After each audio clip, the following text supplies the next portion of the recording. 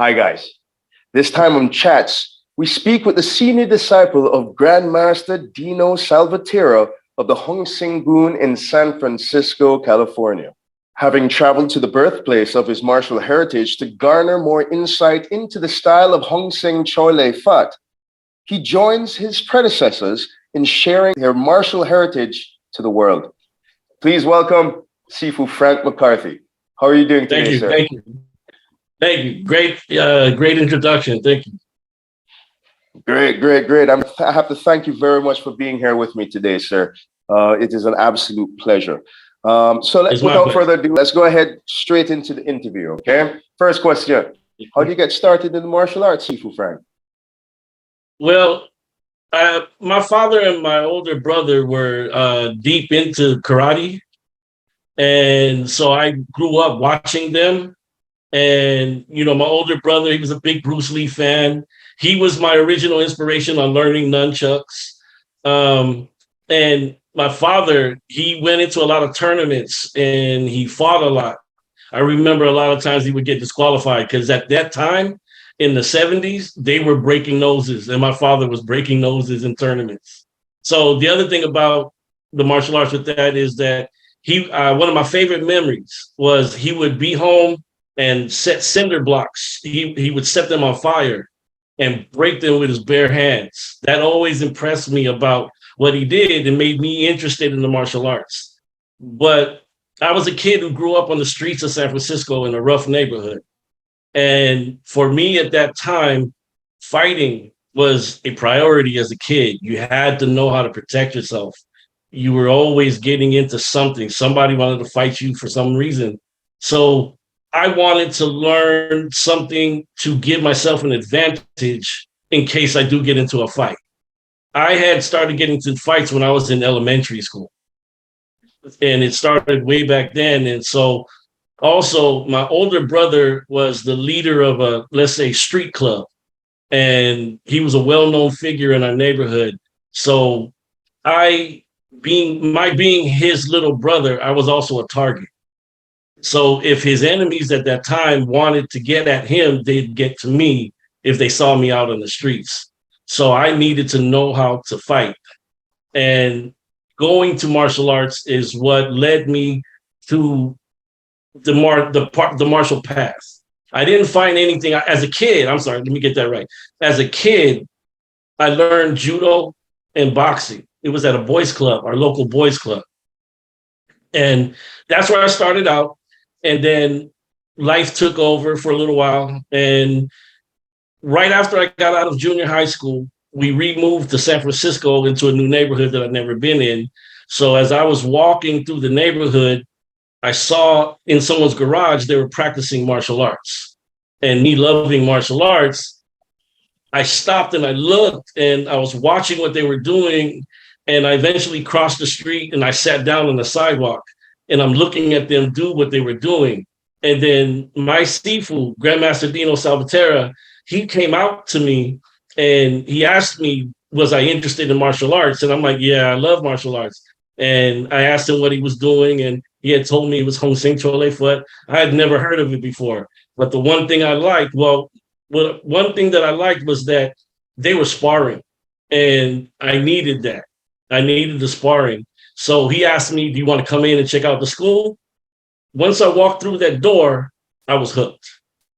His school at that time was called the Teen Lung Heavenly Dragon Teen Lung Kung Fu Club. That's when I joined him. And later on, when his teacher retired, he took on the Hung Sing name. And basically, yeah, and ever since, I've been 40 years down the line. I'm still with the same teacher and still teaching and practicing what we've been doing. That is absolutely awesome. 40 years with Hung Sing Kwoon. So you definitely are a master. Oh, definitely. So you are a master at that. Your Sifu has definitely trained you to that. That is your reputation, Sifu Frank. Please do forgive me. Before we get into our normal second question, I do have to ask you something very short about your lineage, if you don't mind. Right? Your Hung Sing Kwoon lineage comes from, as I said in the intro, the oldest Kung Fu school in America, right? That's from Professor Lao Bun, correct? Yes. All right, all right, all right. And how does the lineage go down to your Sifu from Lao Bun? Well, let me go back to Fasan. So the Oh, okay. founder, our founder, Chung Hung Sing, he had a senior student, one of the higher level senior students named Yun Hai. Yun Wow. Hai then taught Lao Bun, and then Lao Bun brought Chole Phut to America in the 1920s. Okay, okay. And then from Lao Bun, then it goes to. It would go to my grandmaster, Ju Liang, and then to my Sifu, Dino Salvatera. Oh, that's cool. So it goes from Lao Bun to Julong to Dino Salvatore. Wow, that's like three generations from coming over. Only three generations Yeah. here in America. Oh, that's Yes, awesome. sir. That's Yes, sir. awesome. That is absolutely awesome. So let's get back into our second question, sir. What are some differences or similarities between the styles that you've practiced? Like you said, you've done judo, you said you did karate before you did Chole Foot, even though you've been in Chole Foot for 40 years. Yes, sir. Well, judo is, basically a rolling around throwing style. And it taught me, how to fall to the ground. That was one of the important things because in the streets, when you fight, you're going to go to the ground. So judo helped a lot of that. But there's not too many similarities in judo and chole foot because we're strictly a punching, a striking system. And boxing, of course, you're striking, you're learning to move, you're learning to duck, get out the way, take a punch, throw one back. You're learning combat. So when I transitioned to Chole Foot and having a fighting background in the streets, I blended with Chole Foot like it was the natural thing to do. Chole Foot had everything a stand-up fighter needs, period. We have elbows, we have knees, we have, of course, we got tiger claws, panthers, we got snakes, we got all those extra stuff. But our chole foot is a little bit different than other people's chole foot because of Lao Bun being bringing the chole foot to America. We had to develop chole foot for ourselves here in the United States based on life. Back then they had the Tong Wars, and the Caucasian people in America did not like Chinese people. So Chinese people were always at risk of being attacked. So their Chole Foot or their Kung Fu period was all designed for pure combat. And they would hurt you back then. Let's just say it like that way. There was no game. Like there's a story that came out about Bruce Lee when he came to America. Bruce Lee was 19 years old. When he looked around Chinatown, he was asking who the good masters were. He found out Lao Bun was the top dog. So at 19, Bruce Lee went over to the Hung Sing Kwoon and challenged the 69-year-old Lao Bun. And Lao Bun looked at Bruce Lee and said, "Boy, I am an old man now. I have no time to play with you. I will kill you." And Bruce Lee left the school and never said another thing. So their Kung Fu that was passed down to all of us stayed very combat oriented. And that's where my lineage is a little bit different than the others because our forms look ugly compared to, like I said, yours or other Chole for schools looking flashy, looking pretty, but ours is just, I've always considered it a very ugly system. But when people see us do our forms, they say to us all the time, they say to me all the time, "You guys look like you're actually fighting." And that's because when we do our forms, we are fighting. We're every move, everything, we have a purpose. It's just never empty, and when we perform our forms, we see a partner or an enemy in front of us. And when we block and we do something, we're really blocking. And when we kick, we're really kicking. And when we tiger claw, we're just not throwing a tiger claw out. We're mindset. It's all in the mindset about when you go and you tiger claw, you're really thinking of ripping into his flesh and doing what you have to do. Those techniques are always going to be at the last resort, if you have to use it. But if you don't train it with the mindset, it's no good. It's true. It's true. This goes back to the old saying: if you don't have ye behind your action is empty. Yeah. That's another thing I talk about intent. You have to have intent behind your techniques. Nice. Awesome answer, Sifu Frank. Let's go ahead and continue with our interview right about now. The next question, which is, in your opinion, what do you think is the hardest part of developing one's Kung Fu? The one thing I've learned for myself and by teaching others is, how do you make Kung Fu for you? When it's passed down to you, it's passed down from somebody who's already practiced, who's already done it for years and years and years. But you as a newbie, you don't know why you're doing what you're doing. You want to learn martial arts, but you don't know how to put the mind and the body together and have that purpose. The primary thing I don't see today is too many times is, do you know what kind of martial artist you are? You know, if you're going to do martial arts and you want to compete in forms, you have to go in that direction and do everything you can to be the best forms performer. But if you feel inside, I like the combat side of martial arts, then you have to go that route. You have to know, when you block a technique, you have to know if is it really going to be effective, or am I just throwing my arm in the air?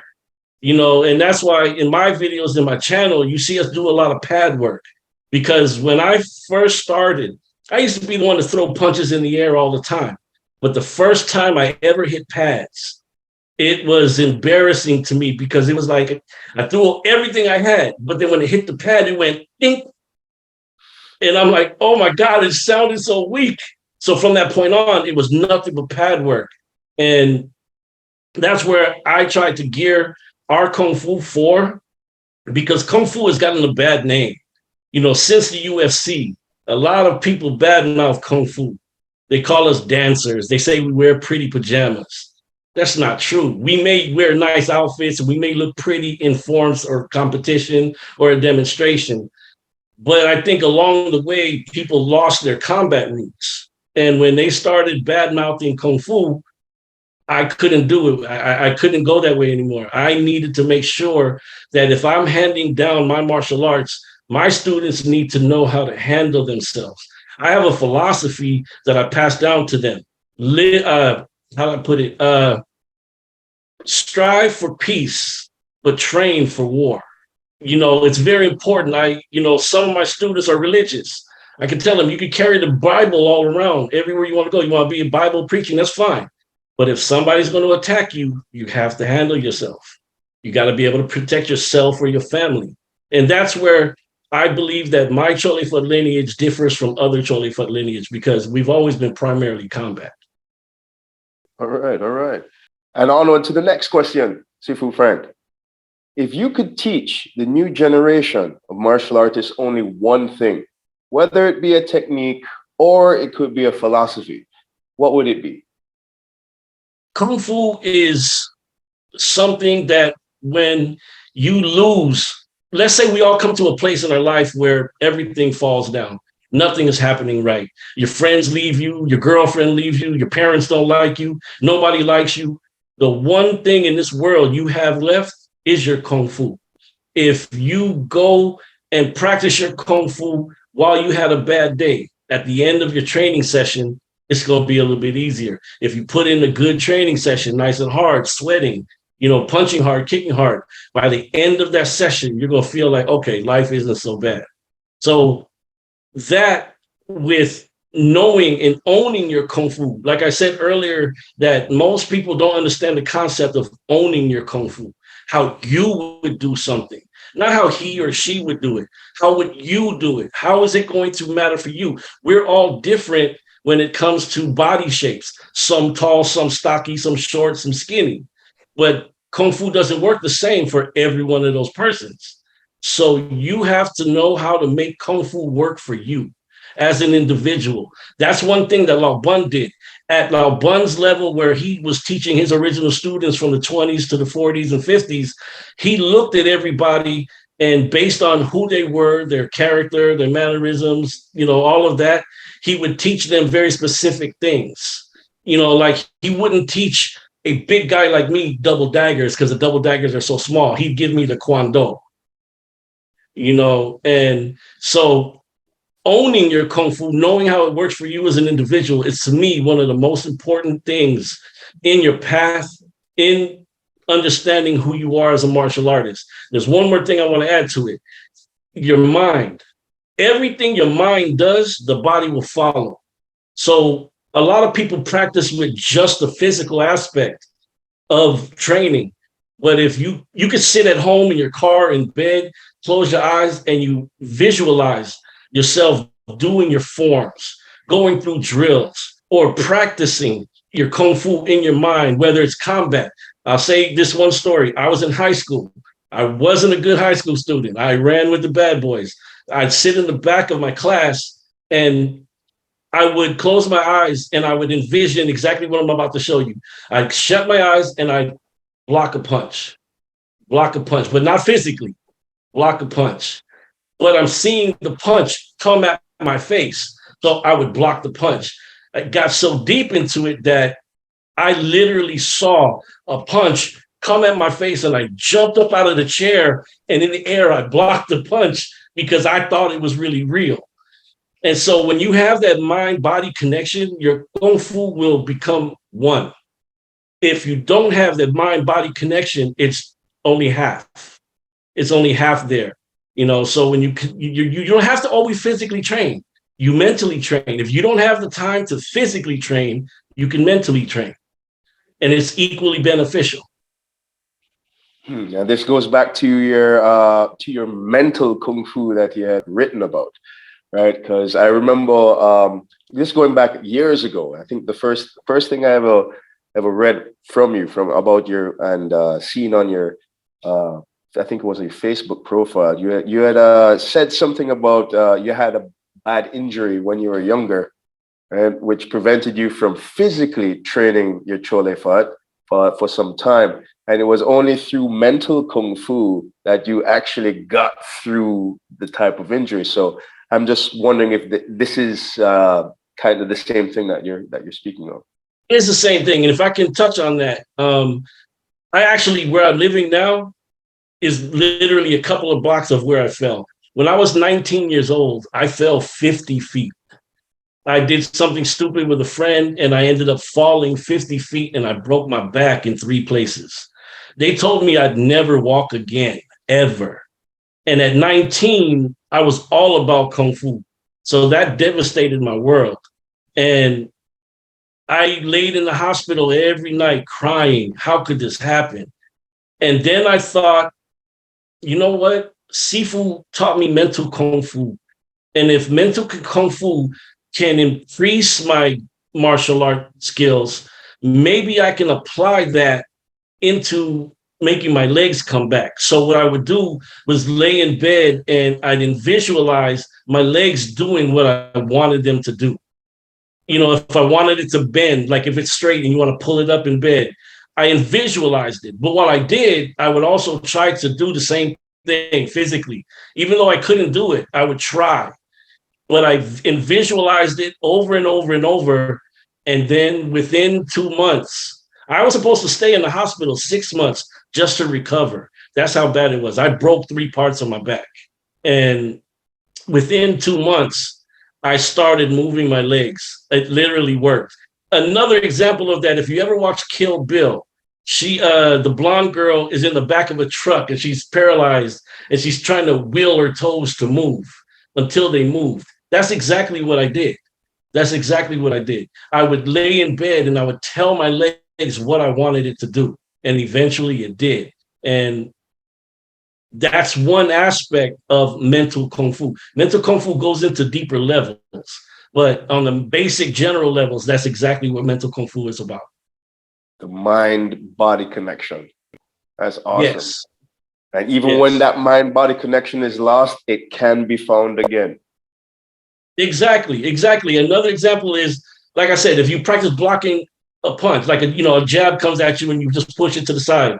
If you keep doing that, a punch will come at you one day if you're ever facing an attacker, but he's going to punch you and you're naturally, without even thinking, you're going to block that punch. because your mind already is trained on what to do for a strike like that. You know, if somebody kicks you and you go to block it, every time you train, even just here, you go to block, you go to block, you go to block.